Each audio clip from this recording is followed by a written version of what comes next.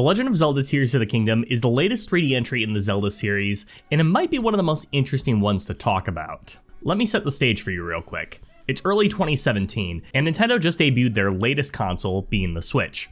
As a launch title, we've received Breath of the Wild, one of the most acclaimed games that Nintendo has ever made. And because of all the positive buzz, Nintendo was able to drudge themselves up from their underperforming era of the Wii U and are back at the forefront of the general gaming conversation.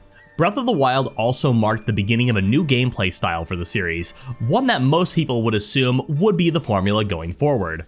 Over the following years, the Switch saw continued success, but the Zelda series was kind of just coasting for a bit. Sure, we got some spin-off games with the likes of Age of Calamity and Cadence of Hyrule, and we got a few remasters and remakes between Skyward Sword and Link's Awakening, but the gap between mainline entries from Breath of the Wild to the next mainline Zelda game was the largest the series had ever seen to that point. Typically, there would be some handheld titles that would be thrown in to keep fans satiated, but we really only had the previously mentioned games to hold us over. This obviously built a lot of anticipation for the next mainline Zelda game, and when Tears of the Kingdom released in 2023, we finally got to see what the Zelda team had been cooking up over the past 8 years. Of course, when Tears of the Kingdom officially launched, it was a commercial and critical success, received plenty Game of the Year nominations, and became an instant classic in the eyes of many Switch owners. However, the discourse surrounding this game has been a little scattered, shall we say. I would never call it a controversial game, but many fans, especially those in the creative space, have not been shy about being a little bit more on the critical side on this one, and I think a lot of that has to do with the perception of this game going in. This is the first time that we've had a real sequel to a 3D Zelda game,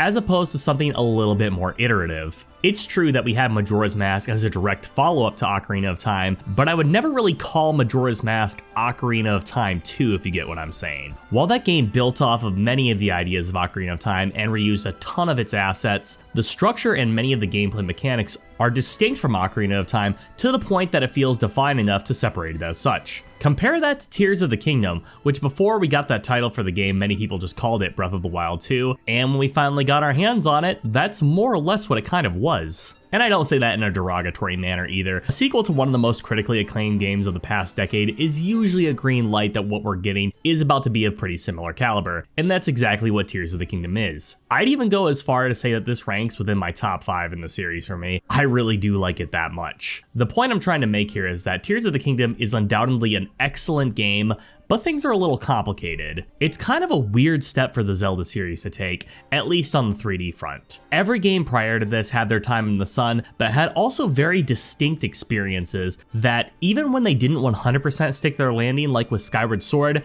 we still see a very different interpretation on what a Zelda game can be. Tears of the Kingdom, by comparison, is more Breath of the Wild, which if you love that game, it should tell you all you really need to hear to decide if it's for you or not. But it's also not a surprise that those who didn't like Breath of the Wild or wanted something a little bit more original for the next game may have found this one to be a bit of a disappointment, which is why it's not uncommon to see a bit more critical discourse surrounding this game, especially since at the time of this video, it's still the latest 3D entry and the focal point of a lot of discussion. Now, is the amount of criticism really warranted, or is this just kind of overblown? Well, it's kind of both. There are some criticisms thrown at Tears of the Kingdom that I think really hold little to no weight and could come off as either ill-informed, nitpicky, or made in bad faith. But there are also some things that I feel like Tears of the Kingdom doesn't improve upon or straight up does worse than Breath of the Wild, which should be noted. There are plenty of features that this game introduces that are just absolutely amazing with what they allow a player to do or discover, but at the same time, a lot of what you might end up doing will seem very familiar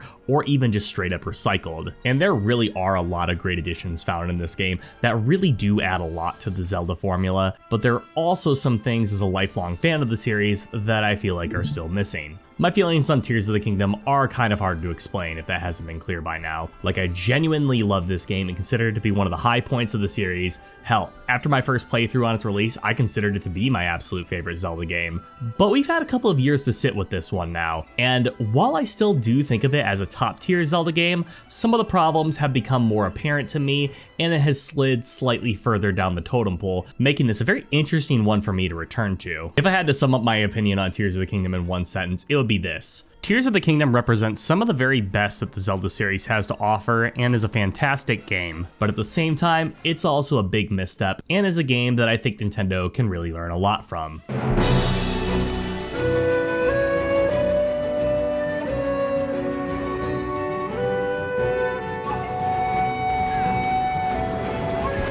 One of the first things I'd like to talk about before we get into the game proper has to do with the price tag, because Tears of the Kingdom marks a very, let's say, significant change in the way that Nintendo had started pricing their games. This is the first time that Nintendo had jumped up from the standard $60 price tag in favor of charging $70 for one of their marquee titles. This is a bit of a nuanced situation because publishers have already begun charging $70 for games on other platforms at this point, something that Nintendo had not done before. It's extra important because we're still talking Switch 1 era Nintendo here, which these games running on hardware that was considerably less powerful compared to what was either on the PS5 or Xbox Series consoles really drew more things into question. Add on to the fact that when looking at Tears of the Kingdom specifically at face value, yeah, this really does reuse a lot from Breath of the Wild. The engine, a lot of the level design, the majority of the assets, a large portion of the sound effects and music, it's all something that already exists in a game that was released 8 years prior. Am I saying that I don't think Tears of the Kingdom is worth $70?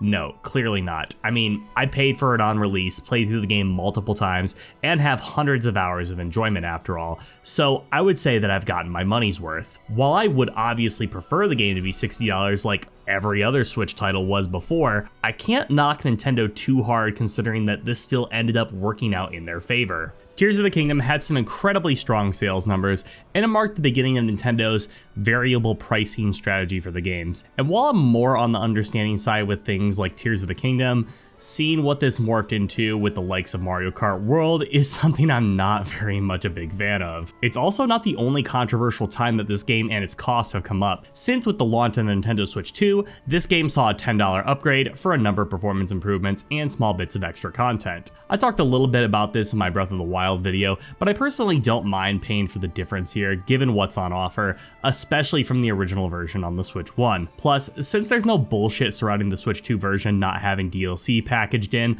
like with Breath of the Wild, I'm much more understanding here. So much so in fact that I recommend playing this version of the game over the original, even if the total package is now $80, which does make my soul hurt a little bit. The difference is quite remarkable though. Performance for Tears of the Kingdom on the Switch 1 was rough to say the least. The game was capped at 30 FPS, but frequently dipped far below that. The variable resolution could make the game look very rough, especially when it was in heavily forested areas or using the Ultra Hand ability, and transition between the skies, mainland, and underground areas typically featured some heavy stuttering. I am still amazed that they were able to even get this game running on the Switch 1 in the first place. Like, that is a technical feat within itself that should be applauded, but some corners definitely needed to be cut that did impact the overall experience that I really can't ignore. The Switch 2 version, by comparison, now runs at an incredibly consistent 4K 60 FPS with drastically reduced load times and a little bit of extra content here and there with the likes of the Zelda Notes feature in the Nintendo app. After having played both versions of the game, I really can't picture myself ever going back to play the Switch 1 version again, just given how much more buttery smooth the game is on Switch 2. It really took what was my biggest complaint about the original and made it irrefutably better. You really get to see how gorgeous of a game Tears of the Kingdom is. If this game gets one thing right, it's scale, especially when transitioning from the Sky Islands to the main overworld. These sightlines are once again incredible. Granted, a lot of what we see here is once again recycled from Breath of the Wild with some very minor tweaks. Instead of the browns and tans of the Sheikah technology, now we have the greens of the Zonai. Same goes with the change of the Sheikah energy surrounding the shrines, going from blue to green. It's a minor aesthetical change to help Tears of the Kingdom stand out a little bit more, and it gets the job done, I guess. I think the most striking areas are undoubtedly the Sky Islands with the fall color schemes and the almost alien-like world that we find down in the depths. These are some of the first images that come into my mind whenever I'm thinking about this game. I also love the designs for a number of the new characters, Ganondorf definitely being the big winner here. He's got his undead form that looks incredibly menacing, his demon form calling back to design cues from Demise, and his Gerudo form, which is kind of just this strange thirst trap sort of thing, Audio is once again absolutely stellar. Going over the music first, yeah, there are a lot of tracks that make the return from Breath of the Wild here, no doubt. I want to talk about some of the new tracks though, because I think they do a really good job to give Tears of the Kingdom a bit more of a defined vibe than just following through with what Breath of the Wild did. See, Breath of the Wild's music outside of some of the battle and boss themes was always more broken up and ambient. It punctuated the mystique of that game perfectly in my eyes. Tears of the Kingdom, by comparison, is a lot more grandiose and it has a much larger focus on an orchestral soundscape. There are so many awesome tracks from the main theme, Gleeok's battle music, but man, Colgera's theme, that's up there with some of the best boss music from any Zelda game. There are also a share of new, more ambient pieces I'm a big fan of, such as the music that plays in the depths, or especially the Sky Islands theme. Tears of the Kingdom soundtrack has a ton of range, and even if a lot of it is reused from the previous game, I think this still ranks up there as one of the best in the series. The voice acting and cutscene presentation is also on par with what you'd expect from Breath of the Wild, and we get some really excellent performances from Zelda, Rauru, and yes, we had the legend himself, Matt Mercer, voicing Ganondorf this time around. I wasn't actually sure how I was going to feel about hearing him in this role, given that he is, well, everyone from every video game ever, and I'd be lying if I said that it doesn't distract me a little bit, especially when he's in his Gerudo form, but I think that's more of a me problem for constantly picking him out of a crowd rather than his performance. I'm just happy to have Ganondorf back as the main villain. It's literally been since Twilight Princess since we've seen the guy in a mainline Zelda game, which has been a gap of, oh god, 17 years. He's a pretty solid rendition too. Not as interesting character-wise as we saw him in Wind Waker or the cold as fuck version from Twilight Princess, but we got to see a lot of different faces for this guy this time around. We get his Gerudo form, which is the only time I can recall ever actually seeing him lead his people, as well as actually get to hear him do a little bit of diplomacy, which is kind of interesting because we never really see that side of Ganondorf too much. We get his Demon King form, which mainly just shows him being more cocky and in a dominant position, but my favorite version has to be his Lich form. No, seriously, this is like if you mixed Ganondorf with Vecna from D&D, and I think this might be one of the most menacing and kind of unsettling versions of Ganondorf that we've ever seen. He's admittedly kind of underused, which is super disappointing, but everything about this guy, from his design, his voice, I just think it's fucking awesome. The rest of the cast I think is pretty damn good too. I like following up with the modern day champions and see what they're up to. Purah became one of the most memorable side characters that we've had in the Zelda game in a long time. Plenty of returning faces from Breath of the Wild, such as Hestu, Robbie, Impa, the Great Deku Tree. No cast though, seriously, has anyone seen this guy? The new characters also do a pretty good job, with Rauru being the obvious highlight. I wish we got to see more of the old sages though. You really only get a couple of voice cutscenes with them, and you never really see their faces, so I can't help but feel they were a little underbaked, especially compared to the Guardians of Breath of the Wild. They're not even close to as interesting. And you know, that comparison between the sages and champions could also kind of be applied to the plots of both of these games too, because they are functionally the same, but what we have in Tears of the Kingdom is honestly just not as interesting or as well done as it was in Breath of the Wild. The basic setup is as follows. Tears of the Kingdom takes place shortly after the events of Breath of the Wild, with Link and Zelda exploring the caverns underneath Hyrule Castle to investigate this strange substance called gloom that has been seeping out and causing people to fall ill. In the cavern, they discover some murals that depict something called the Imprisoning War, an ancient battle between the inhabitants of Hyrule and the Demon King, of which, upon discovering, Zelda believes must have some sort of connection to the ancient race of people called the Zonai. As they descend further underneath the castle, they eventually find the mummified remains of someone being subdued by a disembodied arm, but the mummy wakes up and attacks Link and Zelda, shattering the Master Sword and taking Link's arm. Things get even worse when Hyrule Castle ascends into the sky, with Zelda falling into a chasm below and seemingly disappearing. Link finds himself waking up on an island in the sky with the arm he found underground now attached to him where his injured arm was. He also finds the spirit of Rauru, who guides him through the Sky Islands until the Master Sword vanishes and Link returns to the surface below. Back on the surface, Link finds that Hyrule has been torn asunder, with new islands throughout the sky and many chasms leading to who knows what down below. And after getting reacquainted with Purah and everyone at Lookout Landing, Link sets off in search of Zelda, as well as an attempt to solve some of the phenomena going around throughout Hyrule. From there, the structure is one-to-one with Breath of the Wild. You can of course immediately go straight to fighting Ganondorf if you're up for a challenge, but Tears of the Kingdom heavily pushes you towards exploring the 4 main regions, as well as collecting all of the Dragon Tears to learn about the events going on during the Imprisoning War. And while I didn't mind how it was structured in Breath of the Wild, seeing it played note for note a second time is honestly kind of lame. Starting with the one that I find a little bit less egregious. the revisiting of the 4 areas where we encountered the divine beasts in Breath of the Wild. So Link will once again be tasked with traveling to Rito Village, Goron City, Gerudo Town, and Zora's Domain to essentially regroup with the tribe's selected guardians, help them solve whatever issues their people are currently facing, and hopefully find some clues related to Zelda's whereabouts. This is capstoned by a trip through a dungeon, and then the realization that the Guardians are actually descendants from the sages that assisted Rauru in the imprisoning war, and now it's their turn to take up the mantle. You'll repeat that formula for each tribe just like how you did in Breath of the Wild. Now, in all fairness, the problems affecting these tribes are different from what they were in the last game, and what you're actually doing to help them is still fun, but that doesn't change the fact that we are basically going through the same routine for each of these 4 areas, which are the same 4 areas that we already went through and did stuff in the last game. It's because of this that even though there are differences and new things added, it feels like something that you've already done before. The same goes for the Dragon's Tears. I'm gonna be real here, I just straight up don't like how they were handled this time around. So the Dragon Tears essentially take the place of the spots where Link would go in Breath of the Wild to regain his memories. You'll find a spot on the map where there's a tier, watch a cutscene about an event that went on during the imprisoning war, and then you'll return to doing whatever you were doing before. These of course can also come out of order, assuming that you aren't following a guide. That will probably happen, which can potentially make things a little bit confusing. You could potentially watch one cutscene where you'll see Ganondorf get a secret stone and turn into the Demon King, and then the very next scene, you'll see him pledge fealty to King Rauru, with the only things telling you which order the events actually go in being a cutscene viewer that you can find in the menu and the player's own intuition. Now, in Breath of the Wild, I kind of understood why they went with that approach. Link has amnesia.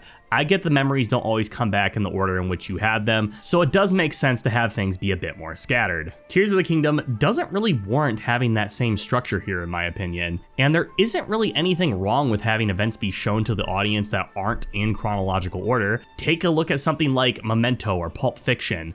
The events in those movies might not take place immediately after one another, but they were still intentionally placed in that order so the audience would see them and experience certain revelations in the most effective way. In both Breath of the Wild and Tears of the Kingdom, it's just an assortment of cutscenes that you can just happen upon at any given time, and that might build up to a satisfying conclusion upon viewing your final one, but that also might be viewed in an order where you see the climactic stuff first, and the last few you see don't really add anything outside of context that may or may not even be that impactful. And it's a bummer too, because the stuff that happens during the cutscenes in the past, I think they're legitimately good. I like seeing Zelda take an active role in the story. I like seeing King Rauru in the formation of the latest version of Hyrule. I liked seeing Ganondorf's rise to power. I liked seeing the side characters and the sages, even if I didn't think they had as much personality as the Guardians from Breath of the Wild. It's just that the structure didn't really lend this game any favors, and it only serves as a way of making things unintentionally more mixed up than they really need to be. I don't think there's an overall perfect solution to this either if you just played the cutscenes sequentially for every new tier you got. That would take the significance of the shapes that you find them in the overworld and make them not important. I've seen people also throw around the idea of just making one tier available at a time, but I don't really like that solution either, because you would then have something that would require the player to run all over the place in a very specific order, which very much goes against the game's design philosophy. I do kind of think that both of these options are still a bit better than what we got, but I'm not blind to the problems they both present too. There are also just some strangely weird inconsistencies between Breath of the Wild and Tears of the Kingdom. Like, where did all the Sheikah architecture go? I know Tears of the Kingdom apparently takes place a few years after Breath of the Wild, but this stuff was literally littering the landscape. Did it magically disappear when we defeated Ganon? Is there just a giant landfill somewhere that has nothing but old Sheikah tech in it? I don't know, it's never really touched on. Also, I think it's kind of funny how almost no one recognizes Link. All of the main characters do, but when you first go to any of the primary settlements, you're basically a nobody again. My favorite instance of this is in Zora's Domain, when Link literally cleans off a statue of himself in Sidon, and the Zoras still don't recognize him. Like, I should be one of the most recognizable faces in the entirety of Hyrule. It's literally like I'm the guy in the pic of this meme. Like, I am 5 feet away from the statue depicting me, and this asshole still doesn't know who I am. Get bent. And if I'm being real here, those are some of the most nitpicky of nitpicky complaints. Are there some weird inconsistencies with the world building? Yeah, but let's not kid ourselves and pretend that this series isn't chock full of this type of shit. Zelda stories are supposed to be moderately entertaining romps through a fantasy world with some fun character moments, and they're more about the vibe or atmosphere themselves rather than having some sort of amazing narrative or world design. And if you look at Tears of the Kingdom through that lens, there's still a lot to enjoy. While familiar, going through and helping the 4 tribes is still a fun trek through the world of Hyrule. Seeing all the interactions between Zelda, Rauru, and Ganondorf in the past is fun, especially when you consider for the most part, characters like Zelda and Ganondorf typically get shafted when it comes to screen time, regardless of how important to the story they actually are. So seeing them get a good amount of prominence here is nice. And there is still the more original stuff too, like what goes on after reawakening the first 4 stages, or the ending, which I'm trying to stay moderately spoiler free here, but I legitimately believe it's one of the best endings that any Zelda game has ever had. Are the issues I have with the story a bit more pronounced than any other 3D Zelda game? Yeah, I suppose so. Hardly enough to the point where I would say that it wasn't enjoyable though.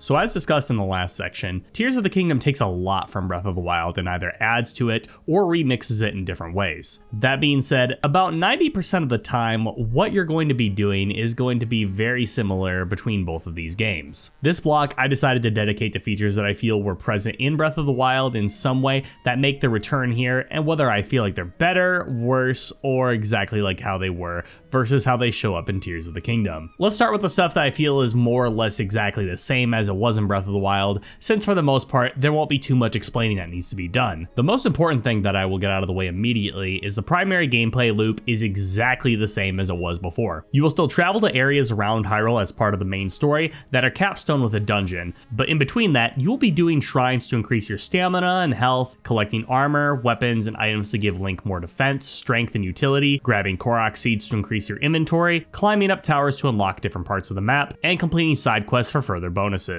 All the while, Link's basic control when it comes to combat and traversal have gone basically unchanged, with all of this culminating in a final showdown with Ganondorf whenever you feel like you're ready. And I will say, there are differences about the various things I just listed, but the same basic flow is more or less identical to how it was in Breath of the Wild. Obviously, this is a huge thing to keep relatively similar between games. It's the main thing outside of the story itself that makes Tears of the Kingdom the true blue sequel that it is. Getting into some of the more specific things now, gathering items and materials to either cook, sell, use for quests, or are needed for upgrades to your armor, basically the same. There are more items here, and many of them have some additional purpose that I'll highlight later on, but when it comes to those systems, they are more or less exactly the same. Open world traversal when controlling Link was something I felt like was phenomenally well done in Breath of the Wild, like debatably some of the best that any open world game has ever seen. And that basically returns here again, with the only real difference being some minor upgrades, such as the Guardian powers missing, as well as some new features added that I will go into further detail again a little bit later. Everything else is the same between being able to climb up any surface, using the paraglider, shield surfing. It's all returned from Breath of the Wild and it's gone unchanged. The armor system is once again identical, with the majority of armor sets returning from Breath of the Wild, with a few ones here and there to spice things up. The best new set is undoubtedly the Froggy set, as it lets you climb in the rain far easier, which is an absolute godsend. I will say, upgrading can be a bit more of a hassle now that it costs money, but to me, that's mostly a minor complaint. Many of your world interactions are also going to be very much like how they were in the previous game. If you're in areas with more harsh temperatures, you're going to need to have the proper armor or food buffs in order to not take damage. If you have metal items out during a thunderstorm, you run the risk of getting zapped. If you light grass on fire, it will spread and create an updraft current that you can glide on. Basically all the stuff from Breath of the Wild that surprised you on your first playthrough is still present here. So yeah, that's quite a bit of the game actually, but let's talk about some of the things I think actually come off a little worse than they do in Breath of the Wild, which is thankfully actually a shorter list. The first of these issues I'll highlight is, ironically enough, the tutorial area. Breath of the Wild's Great Plateau is one of the greatest in-game tutorials that the medium has ever seen, full stop. It slowly introduces the main mechanics and story to the player,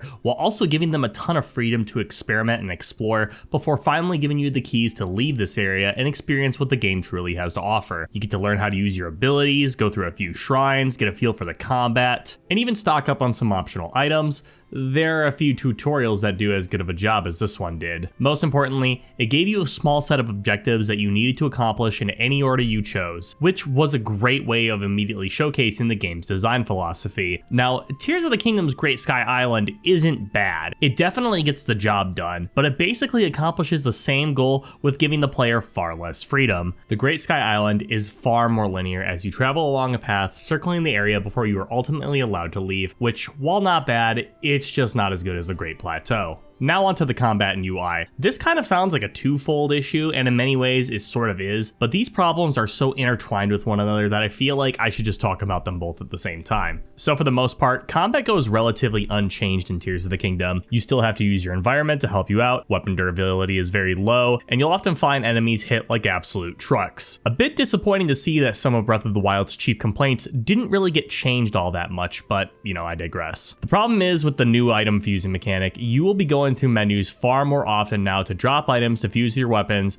or to add them onto your arrows. This can throw the flow of combat completely off since you're constantly going to be going in and out of menus as you're attacking various enemies and bosses. The UI in general is also just a little bare bones for my liking. Take for example, if you want to use a particular item, you don't really have a way of favoring it for easier access. You can sort by most used, which is kind of helpful, but I feel like things could have been a little bit better here. These two things are thankfully a little bit more optional too. Like, there is nothing stopping you from playing Tears of the Kingdom exactly like Breath of the Wild. You're kind of giving up some of Link's versatility by doing that, but if you care more about a smoother combat experience, the option is always there. One thing I will say is definitely a downgrade was the loss of the champion's abilities in favor of the new ones we get from the sages. Every ability in Breath of the Wild served a very solid purpose and were always a plus to have. They were also super easy to activate, and maybe the one thing I'll say is that they might have been a little bit too powerful, but they all had lengthy cooldowns that helped balance them out. The sage powers by comparison are just so underwhelming.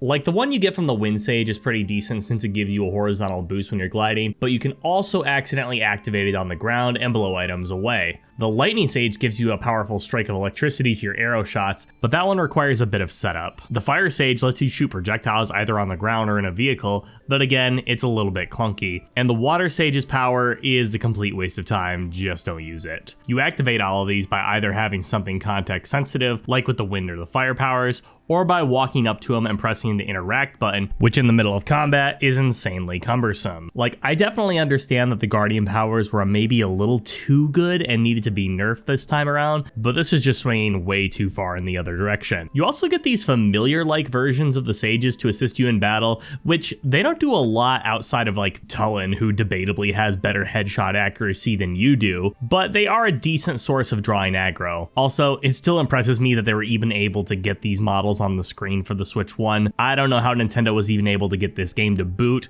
without your Switch catching fire. Probably the biggest thing that I would say is a downgrade from Breath of the Wild, and let me preface this by saying it's kind of a weird point to make, yet it technically does apply for a lot of people, is that the sense of discovery feels just far lesser here if you played Breath of the Wild first. A huge part of what made people adore that game was the sense of adventure it had. Going to different parts of Hyrule, finding little interactions that the game didn't tell you about, just the feeling of learning how the game was meant to be played. It's all very important stuff during the release of Breath of the Wild that helped to create a lot of buzz and discussion around that game. Tears of the Kingdom, being so similar to its predecessor, loses quite a bit of that. There is obviously the stuff with the reused map, a lot of the mechanics that are exactly the same, and a good chunk of stuff that you're doing is once again very familiar, which definitely can lead to either fatigue or a lack of interest since there isn't nearly as much new here. That's not to say that Tears of the Kingdom doesn't have its own discoveries to make from either an exploration or mechanical front.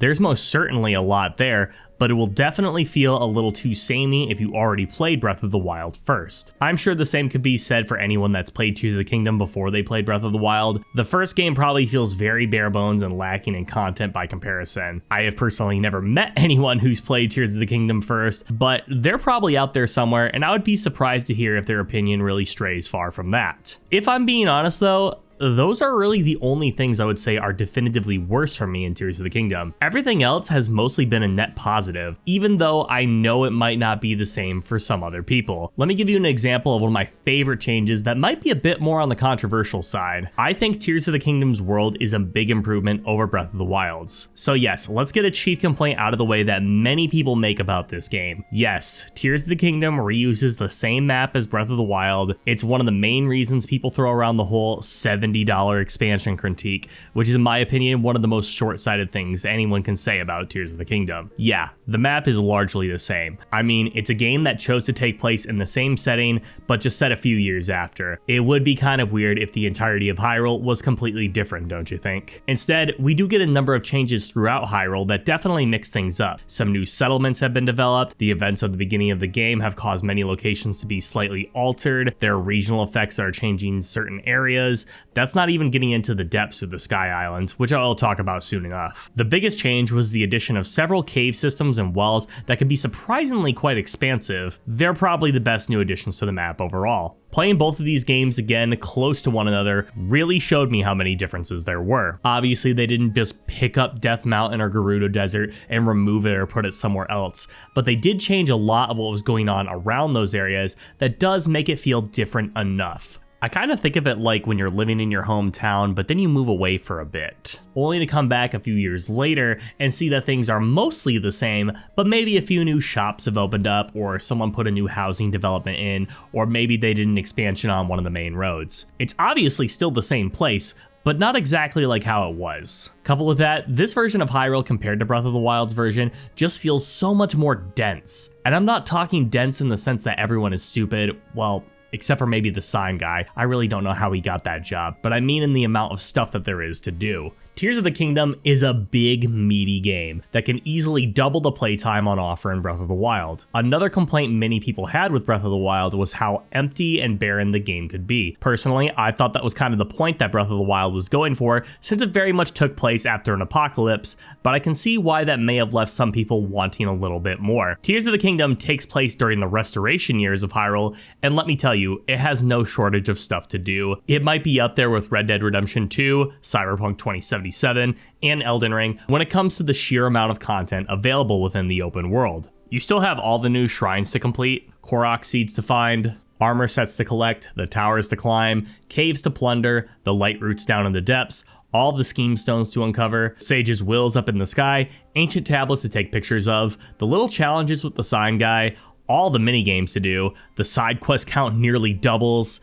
Tears of the Kingdom is on no short supply on things to keep you busy. So much so, in fact, that I would say without a doubt that this Zelda game has the absolute most content to do outside of the Hyrule Warriors games. I will say, your mileage may vary on how much you actually like all of these activities. Like for me, the shrines are some of the most peak content you can play, while getting the light roots definitely feels like it wears out its welcome by the time you're about a third of the way in. But that's mainly going to be up to you to decide what is worth your time and what's not. Many of the activities that return from Breath of the Wild also receive some improvements. Take the shrines, for example.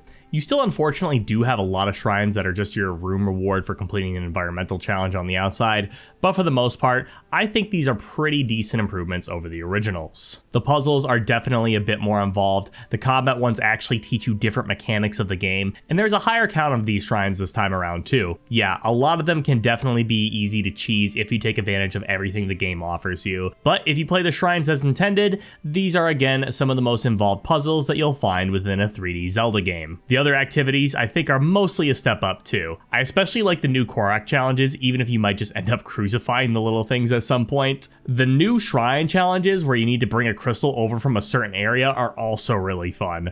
Though I do wish we got more of the interesting environmental challenges for opening up the shrines like we did in Breath of the Wild. Enemy variety is also an improvement here. Basically every enemy returns here, with the exception being the Guardian, and that is kind of a shame since they were by far the most imposing thing that Breath of the Wild has to offer, and easily the most iconic enemy. We do get plenty of new ones here though, from boss bokoblins and the Zonai constructs, to some returning fan favorites such as Likes and Gibdos, which I really like the cool new design of. If If you are missing out on the more stress-inducing enemies like the Guardians though, let me introduce you to the Gloom Hands, which definitely scared the absolute shit out of me the first time I encountered them. Bosses are also a massive step up over Breath of the Wild. The field bosses in the game were decent, but there were only 3 of them with a few variants of each, and the story bosses really left a lot to be desired. All 3 types of field bosses return here, and they're all pretty much identical to how they were before. But now we also have the new additions of the Flux Constructs, the Frox,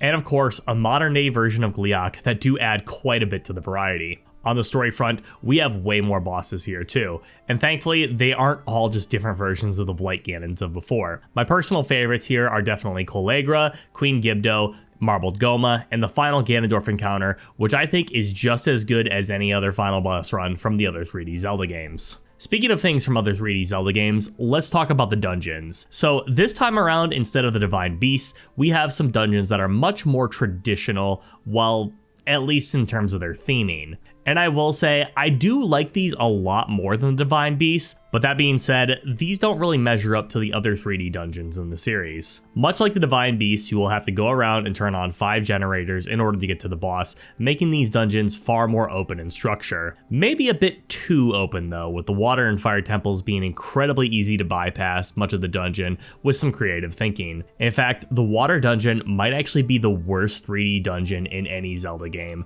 I just straight up think this one fucking sucks. The other dungeons are much better, definitely not top tier or anything, but far more enjoyable. My favorite here is definitely the Lightning Temple. I really think that this is the model that they should use going forward for their dungeons. You could do the objectives in any order, sure, but it's closed off a lot more, and all the light reflecting puzzles makes it feel a lot closer to a classic style Zelda dungeon. I honestly say this ranks pretty well for me, even when comparing it to the rest of the series. The Wind and Fire dungeons are also pretty solid too, but I have my gripes. The lead up to the Wind dungeon is absolutely fantastic and one of the best sections in the entire game in my eyes.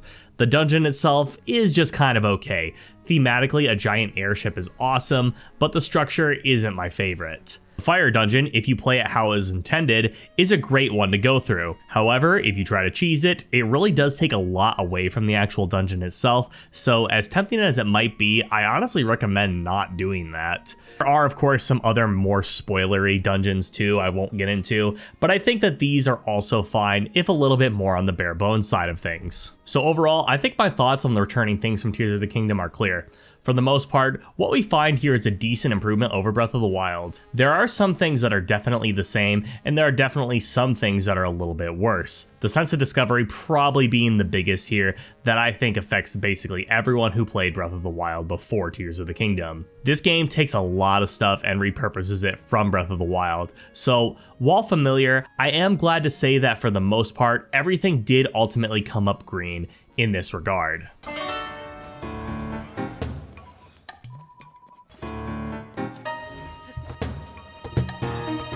Tears of the Kingdom is built off of the foundation laid out in Breath of the Wild, no doubt, but the other half of the puzzle that comes into play here is what new stuff Tears of the Kingdom brings to the table. Now the what here might actually be a rather short list, but how it impacts the overall gameplay is very significant and should never be downplayed. Tears of the Kingdom, from a mechanical standpoint, easily has the most depth within its sandbox out of any other 3D Zelda game, and I don't think it's even close here. Let's start off with our new Purapad powers, and man, what a fucking lineup we have. The biggest one, and probably the one that people think most immediately of when they hear Tears of the Kingdom, is Ultra Hand. Now, throughout Hyrule, there are a large number of items that you can grab and stick them together to create whatever kind of contraptions you want. You can stitch together some logs and fans to make a makeshift raft, or maybe you use some pieces of wood you find to make a bridge, or perhaps you go absolutely crazy and make a massive war machine that can rain death upon Ganondorf's forces. The only limit that you have here is that you can only fuse up to 21 items together, which may not sound like a ton, but I promise you, in practice, you will almost never even come close to reaching that limit unless you are making something truly insane. Along with this, there are now several Zonai items that can be used as building blocks to give Link even more capabilities. You get these from either enemies, chests, or these gacha machines that you can find throughout the sky, and no, I'm not kidding about that. There's actually a little gacha system in this game, it's funny. These devices are incredibly diverse and fun to use too.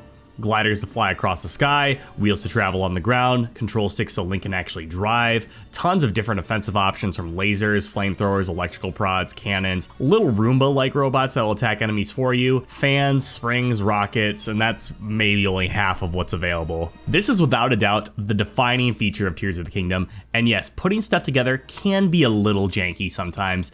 And yes, you can definitely make some really easy stuff like the hover bike that can absolutely trivialize the majority of the game. However, I think this system gives players an absolute ludicrous amount of freedom to help them solve many of Tears of the Kingdom's environmental puzzles, however they want. Many of these machines will use Link's new battery resource, which is thankfully not only upgradable, but you are also able to use consumables to increase the battery life even further. Later on in the game, you'll also get an auto build feature. This essentially will either save recipes that you find in the depths or ones that you make yourself, and it can automatically build them for you if the materials are available or if you have enough Zonites to cover the cost. I think it's pretty cool. I especially like how the game does give you different recipes to encourage trying different builds, especially because I know how easy and powerful the hover bike is, so it's good to have a means of inspiration here. Next up is probably the second biggest ability, Fuse. So you know all of those items that you've been picking up throughout the game? Well, what if I told you that you now have an ability that allows you to fuse them to your weapons, arrows, or a shield, and they will have various effects if put together. Given the amount of items you can pick up in Tears of the Kingdom,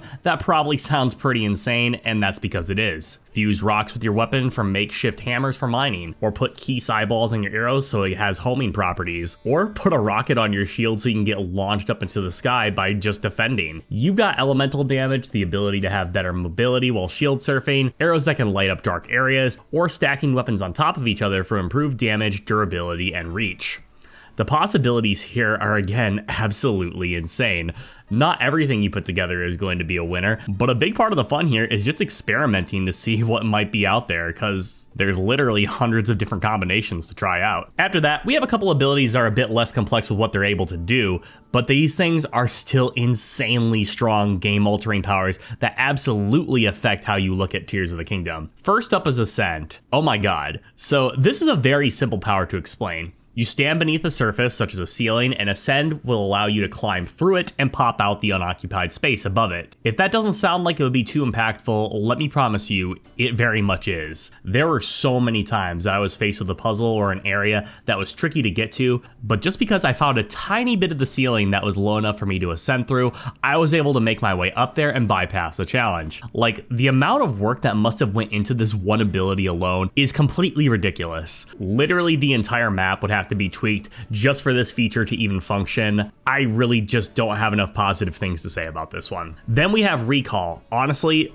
another crazy thing to give Link. So the way Recall works is essentially any object you use it on will reverse the trajectory that it moved within the past 30 seconds, which is ridiculous. The range on this thing is also massive too.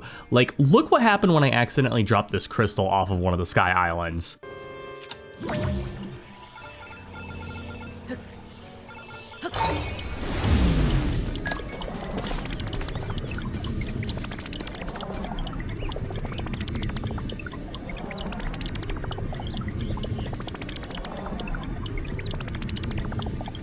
Absolutely insane. I was losing my mind when I was able to save this. I probably shouldn't have been able to get away with this one. You combine these 5 abilities together, and there's not much stopping Link this go around. Your options as a player at any given time are so numerous for problem solving that in many ways it makes Tears of the Kingdom almost feel like an immersive sim, at least from a design philosophy perspective anyways. Tears of the Kingdom's absolute greatest strength is how it presents a problem to the player and allows them to decide how they want to solve it. Do you carry the Korok back on foot, or do you make a vehicle that can transport it easier? Do you charge headfirst into an enemy encampment, or maybe you build a hot air balloon nearby and drop from above? Do you do the shrine the intended way, or do you strap a rocket to your shield and completely skip everything the game asks of you? Tears of the Kingdom allows you to make that choice, and I think that's simply amazing. This also gives a shit ton more depth to the physics engine that Breath of the Wild debuted with. Like, in that game, you could definitely do some things such as cutting down trees to make bridges, or using the wind for a raft, or using stasis to launch certain objects, but the use cases were a lot more limited in scope. Because of all the abilities we have now, you get to take full advantage of what we only had a taste of before. I have mentioned a few times that I know some players take issue with some contraptions you can make, like the hover bike, being a little too easy and a little too powerful, as it basically solves most players' issues. And I got some thoughts on this. Yeah, what people say about it is true. It's a low cost, easy to build contraption that can easily clear many of the challenges that Tears of the Kingdom provides. However, I'd also argue that you are making a deliberate choice of using that, which, yeah, I get that it's really good. But if you're literally choosing to take the less fun option just because you want to get something over with, why are you even playing the game in the first place? You know that saying that given the opportunity, players will optimize the fun out of the game? This would be the poster child for that in the Zelda series. There are two other big features I'd like to highlight that were added to Tears of the Kingdom, being the new playable areas of the Sky Islands and the depths. So the Sky Islands are one of the most heavily marketed things about Tears of the Kingdom, which is surprising because when it comes to the actual playable space in the game, I'd say they take up maybe like 5% if I'm being super generous. Above Hyrule, there are now dozens upon dozens of islands that have their own activities to do. You'll have bosses to fight, shrines to complete, Koroks to collect, sage wills to grab, just a lot of stuff like you would find on the ground. Now for the most part, these are honestly kind of a bit on the copy and paste side, with many islands literally being the exact same. There are definitely things to do and cool places to go to up there, but the amount of content really does pale in comparison to the surface of Hyrule below. Then we have the depths, the thing that was not in the marketing for the game at all. Now this area is actually quite unique. The enemies here are far tougher and it's mostly pitch black, but when you find the means of lighting the place up, you will see how alien this world actually looks. Your primary objective in the depths will be lighting the light roots to expand your vision, collecting Zonite to increase your battery power, getting new recipes for your auto build, having one of the best side quest lines with numerous boss fights against Master Koga,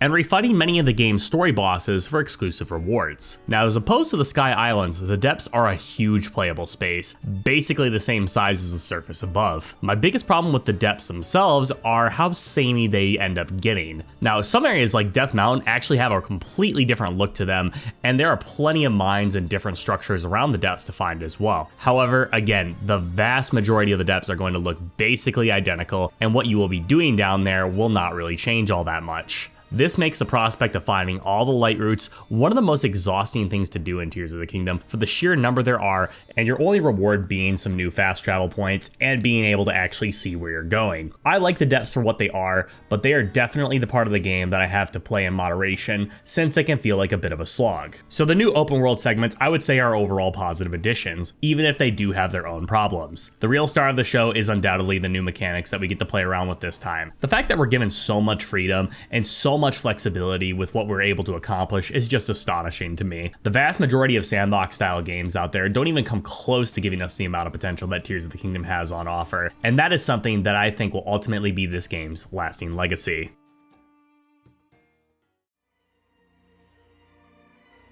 So, Tears of the Kingdom.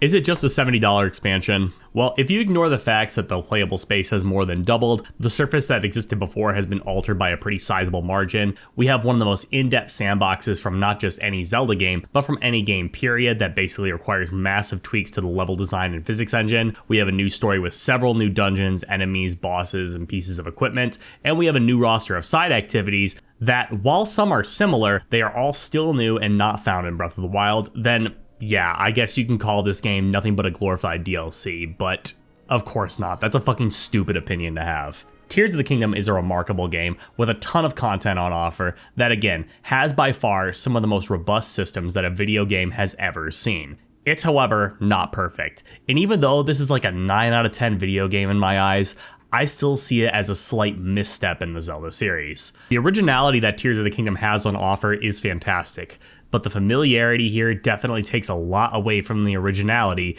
and can often make Tears of the Kingdom feel like a second lap rather than a brand new race. I love the game. There are many things that I think it does much better than Breath of the Wild. In fact, if you were to remove all the historical context from both of these games and just have them go head to head with one another, I'd honestly struggle to find a reason to say that Breath of the Wild was the superior of the two. The thing is, we live in a world where removing that historical context just isn't something that can really happen. Breath of the Wild came out first. It was the start of this new formula and was a massive shakeup to not just the Zelda series, but to Nintendo, open world games, and video games altogether. Tears of the Kingdom is built from the same bones as Breath of the Wild and came at a time when that game had already cemented its legacy as an absolute all-timer. Tears of the Kingdom was designed to be a sequel, and it took debatably a bit too much from its predecessor, and while it potentially feels like a better overall game, it is one that's far less revolutionary.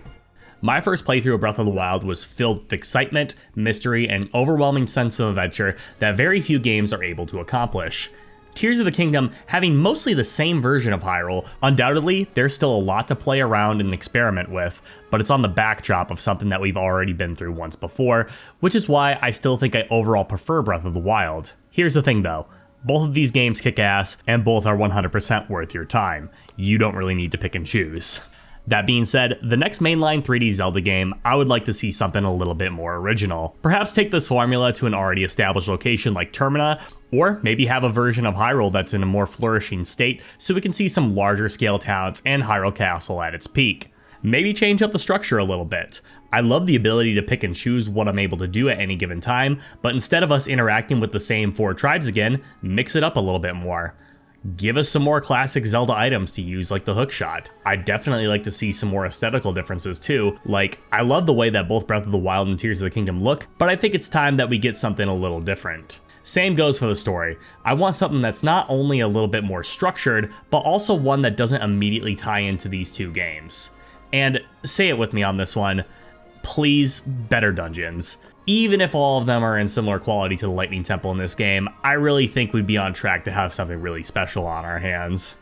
On a final note, I still had a lot of fun on my revisit to Tears of the Kingdom, building unique machines, fighting all the bosses, just doing dumb or goofy shit to help me get through certain problems easier. That never lost its edge to me. I love the game, and all the upgrades on the Switch 2 version make everything such a better experience that I really can't imagine a world where I ever go back to the original. It's a phenomenal game, which is why I can 100% without a doubt recommend The Legend of Zelda Tears of the Kingdom to you.